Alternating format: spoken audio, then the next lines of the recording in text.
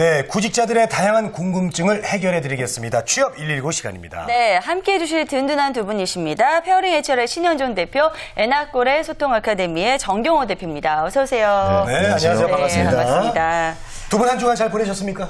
예, 뭐 우리 재건 MC도 가을 옷 입으셨잖아요 오늘. 예. 그러니까 저도 좀 가을에 좀 사업할 걸 좀 대비해가지고 좀 바쁜 한 주를 보냈습니다. 근데 의상은 늘 변치 않으시네요. 조금 두꺼워졌습니다. 예. 네. 정 대표님. 네, 저도 뭐 한 주간 바빴는데 남들은 이제 뭐 휴가 간다고 전국을 돌아다니는데 저는 이제 강의하러 전국을 돌아다녔고요. 최근에는 이제 뭐 9월에 소통 관련된 책 나오는데 그건 이제 책 마무리하느라고요. 고래 나오면 한 권씩 구매 좀 부탁드리겠습니다. 고래? 꼭 연락 주세요. 네, 알겠습니다. 네. 예, 알겠습니다. 아주 두 분께서 바쁘고 의미 있는 그런 시간들을 보내셨네요. 네. 네, 오늘 내용도 아주 기대가 됩니다. 자, 먼저 신영준 대표께서 준비해 오신 오늘의 키워드 화면 통해서 만나보시죠. 2012년 대기업 채용 공고 예정 공고라고 나왔습니다.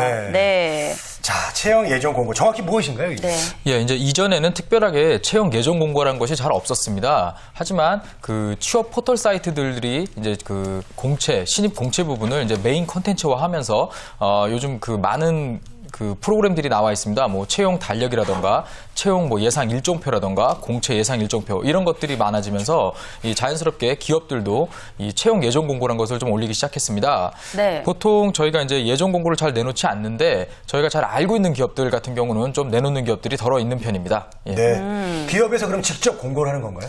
또 이게 그렇지는 않습니다. 예. 또 이게 많은 구직자분들이 조금 이제 당황해하는 그런 부분인데요. 그 사실 예정 공고를 올리는 그 경우도 있지만 이 취업 포털 사이트에서 그 이제 예전에 그 가지고 있던 자료라던가 예전 채용 공고 아니면 또 그 기업과 관련된 그 채용 관련된 기사들을 좀 가지고 미리 좀 예상을 해서 이렇게 만들어서 올리는 경우도 있습니다. 그래서 이것이 그 예정이 아니고 예상된 것일 수도 있다. 이런 부분을 좀 보셔야 되겠습니다. 네. 알겠습니다. 그럼 이 채용 예정 공고가 바뀔 수도 있다는 말씀이신가요? 네, 그래서 실제로 이를 믿고 그냥 준비를 했다가 사실 조금 낭패를 보는 그런 경우도 사실 있습니다. 그래서 이것이 이제 기업에서 올린 것인지 아니면 전년도 자료를 가지고 이렇게 좀 그 정리를 해서 올린 것인지 한번 유심히 좀 볼 필요가 있겠는데요. 네. 최근 그 기업에서도 이제 인재 전쟁이라고 하죠. 그 이런 많은 그 구직자들 중에 이런 인재들이 다른 기업을 선택하지 않고 우리 기업을 좀 선택하라는 의미에서 조금 초도 효과, 좀 광고 이미지 이런 성격이 좀 강하다고 할 수 있겠습니다. 네. 자, 그러면 뭐 전년도 것을 보는 게 그렇게 도움이 안 되겠어요? 또 이게 도움이 안 된다고 또 얘기하기가 조금 그런데요. 저도 이제 취업 컨설팅을 하면서 이제 공채를 준비하는 분들에게는 반드시 전년도에 나왔던 그 본인이 희망하는 기업의 채용 공고를 반드시 꼭 숙지하라고 꼭 이야기를 합니다. 그 이유가 채용 공고가 사실 잘 바뀌진 않아요. 이게 대부분 작년에 나왔던 거랑 거의 비슷하게 나오는데 가끔 이제 바뀌는 부분이 있습니다. 바로 이 부분을 좀 중점적으로 봐야 한다는 부분이겠죠. 그래서 이 전년도에 나왔던 채용 공고와 이 올해 나왔던 채용 공고들을 가지고 좀 비교해 보면서 달라진 점을 찾는 것이 아주 중요하겠습니다. 네. 좀 예를 들자면 이제 가중치 부분인데요. 보통 작년 채용 공고에서 토익이 700점이었는데 올해 600점으로 만약에 바뀌어서 채용 공고가 났다고 하면은 이제 회사 입장에서는 사실 토익 점수가 높았던 그 지원자들이 이렇게 업무 평가했을 때 이렇게 썩 좋은 점수가 아니었거나 아니면 작년 채용 때 이렇게 크게 뭐 흥행을 하지 못했거나 이런 경우가 분명히 있을 수 있습니다. 그래서 이 회사에서는 가중치를 어학 점수에 대해서 가중치를 낮춰놨는데 이 구직자들은 그런 거 확인 안 하고 계속 어학 점수만 높이는 경우 이런 경우는 사실 그 잘못된 경우라고 볼 수가 있겠죠. 예. 네. 자, 그렇다면 채용 예정 공고 뭐 충분히 좀 참고를 해둬야 될 필요가 있는 것 같은데요.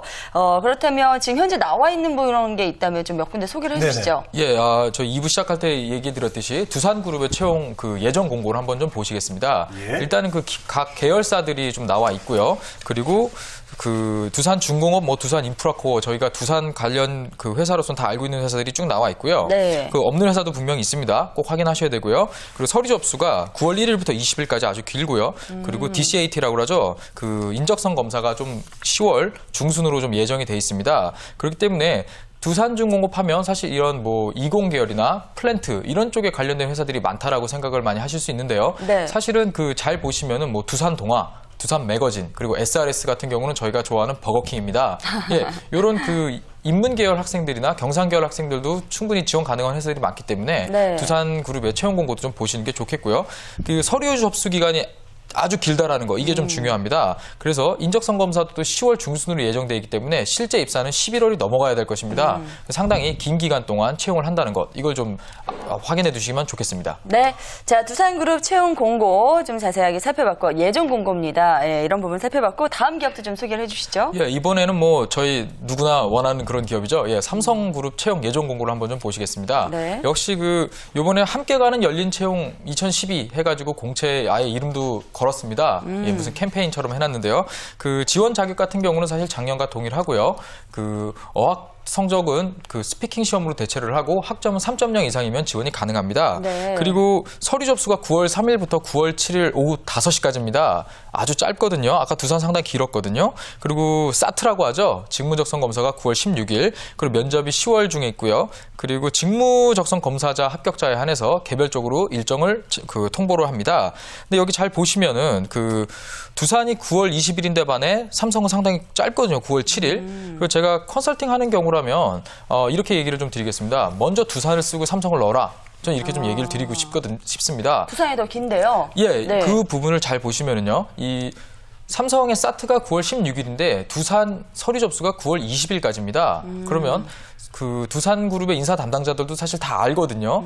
실질적으로 원서 접수를 받으면 보통 구직자들이 나 16일 날 사트 보고 나서 두산 써야지. 대부분 이런 생각합니다. 그래서 17일, 네. 18일, 19일, 20일에 지원자가 몰릴 거거든요. 그래서 인사 담당자들도 그런 부분을 알기 때문에 본인이 정말 그 대기업에 취업을 원한다면 반대로 생각을 해가지고 두산에 먼저 접수를 해두고 그 다음에 삼성그룹을 준비하는 것이 더 좋은 방법이라고 할 수가 있겠습니다. 괜찮은 방법이네요. 예. 네. 자, 채용 공고 중에 또 이렇게 알아둬야 될 상황 뭐가 있을까요? 예, 이제 삼성 그 채용 예정 공고 보시면요, 이제 저소득 가정을 위한 그 채용 공고가 이번에 별도로 올라왔습니다. 뭐 예전에 기사를 많이 타서 많은 분들이 좀 관심을 갖는 부분인데요.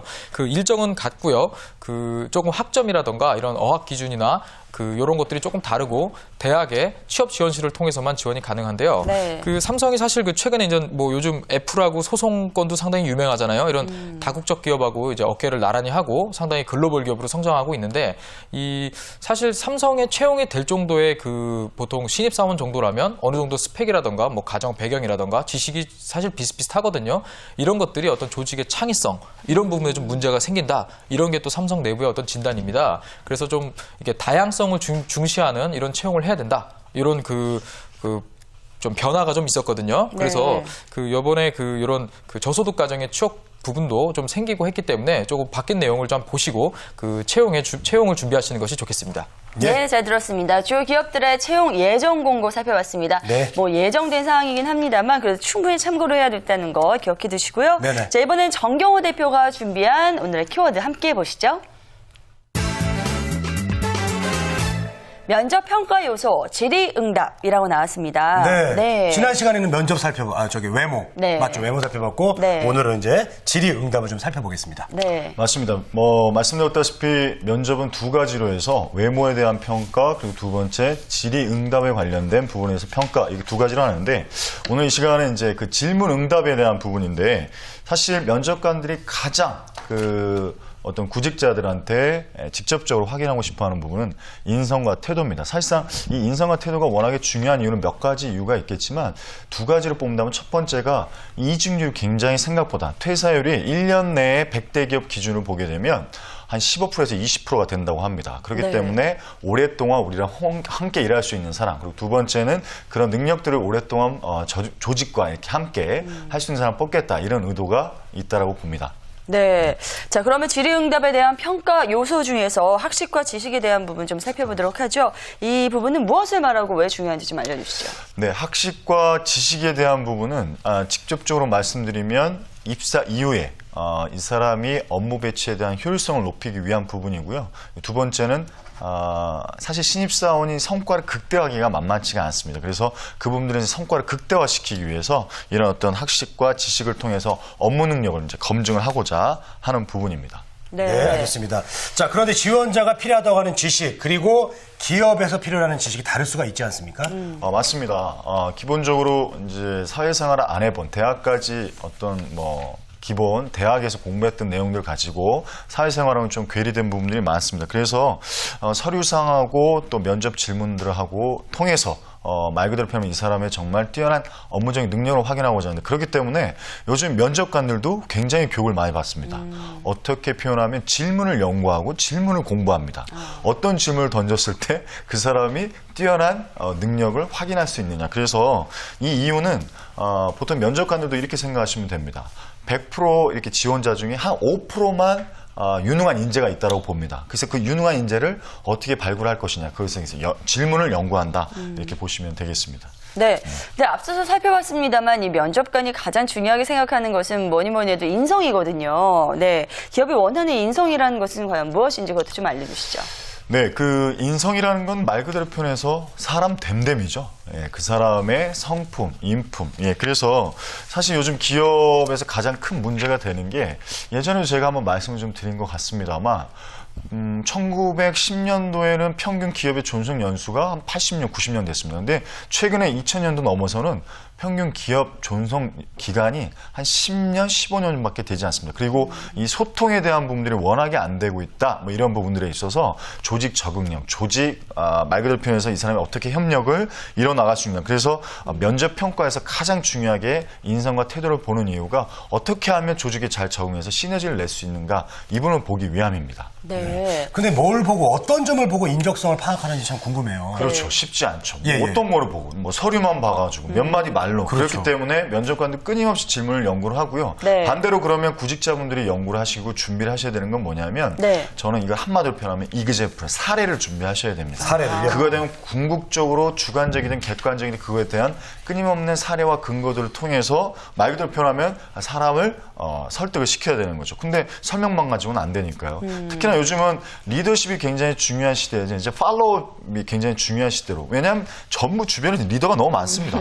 예, 근데 정말 중요한 건 뭐냐면 그분에서 묵묵히 따라가고 말 그대로 표현해서 이제 로열티를 가질 수 있는 그런 직원들을 선호하기 때문에 사례 중심으로 해서 대표적인 경우가 요즘 페르마식 질문이라고 해서 정답이 없습니다. 뭐 예를 들면 이런 거죠. 창의력을 뭐 묻는 질문이긴 한데 이 스튜디오 안에 농구공이 몇 개 들어갈까요? 뭐 이런 식의 질문을 던집니다. 그럼 정답이 없는 거죠. 네. 그러면 맨날 그 정답만 외웠던 친구들 같은 경우 굉장히 당황합니다. 그렇죠. 이거 답이 없는 건데? 예, 예, 그런데 창의력이 높고 굉장히 순발력이 높고 자기 나름의 주관과 자신감이 있는 친구는 어떤 친구는 이렇게 얘기할 수 있죠.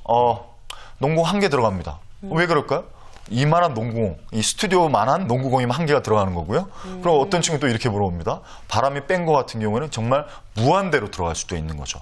그냥 말 그대로 납작한 농구. 그러니까 예를 들면 이런 식의 어떤 자기만의 정말 충분한 어떤 사례와 더불어서 어떤 질문이 나왔을 때 그 부분에서 자기만의 어떤 자신감을 가지고 답변하는 거. 이것들이 인성을 표현하는 데 가장 중요한 어떤 뭐 질문이자 답변이 아닐까 이렇게 생각합니다. 네. 자, 인성과 태도가 일단 가장 중요한 부분이 될 수 있겠고요. 그리고 또 평가하는 것 중에 가장 중요한 게 실무 능력이라고 하더라고요. 예. 예, 맞습니다. 네. 뭐 아무리 똑똑한 친구라고 해도 뭐 토익 900점이면 뭐 합니까? 영어 한마디 못 하는데. 뭐 예를 들어서 뭐 어떤 서류를 해야 되는데 뭐 파워포인트 하나 못하고 뭐 이런 경우가 왕왕 있습니다. 그래서 사실 실무 능력이라는 부분들은 미래지향적인 아주 기업에서 굉장히 중요한 요소입니다. 그래서 말 그대로 표현하면 이 친구의 잠재력, 지식 수준, 학식 이 부분들을 말 그대로 실무 능력을 이제 검증할 수 있는 어떤 질문들을 통해서 확인하게 되는데 몇 가지가 있겠지만 그런 부분들은 이제 아까 말씀드렸다시피 사례를 질문을 던진다든가 페르마식 질문을 던진다든가 기타 여러 가지 유형의 질문을 던짐으로써 실무 능력을 전공 지식은 기본으로 하고요. 그 부분에서 끊임없는 자기만의 창의력 있는 답변들을 요구하게 되는 겁니다. 네, 알겠습니다. 그럼 우리 여러분, 저 지원자들이 그 실무 능력을 좀 이렇게 윗분들한테 좀 예쁘게 좀 보여야 되는데 어떻게 해야 될까요? 네.